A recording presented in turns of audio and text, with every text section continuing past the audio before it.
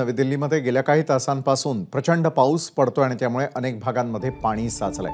नव्या संसद भवन परिसरातही पाणी साचलं, तसंच मिंटो रोड आणि ओल्ड राजेंद्र नगर भागातही पाणी साचलंय। हळूहळू पाण्याची पातळी वाढत चालली आहे आणि त्यामुळे अनेक दिल्लीकर चिंतेत आहेत। विमानं वळवण्यासही सुरुवात झालेली आहे। दिल्लीला येणारी 3 विमानं लखनौला वळवण्यात आलेली आहेत। सोमेश कोलगे आपले प्रतिनिधी या संदर्भात अधिक माहिती आपल्यापर्यंत पोहोचवतात। सोमेश, सध्याच्या घडीला नवी दिल्लीमध्ये गेल्या काही तासांपासून प्रचंड पाऊस आहे, काय परिणाम त्याचा जाणवतोय, काय निर्णय घेतले जात आहेत?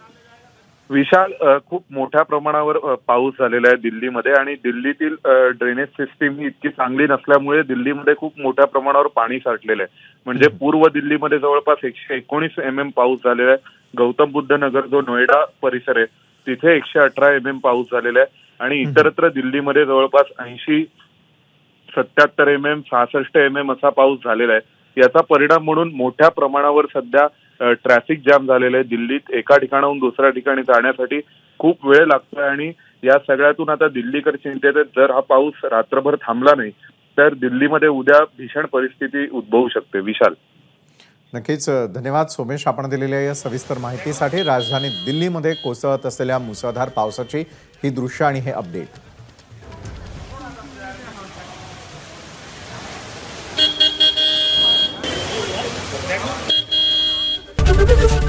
एबीपी माझा, उघडा डोळे बघा नीट।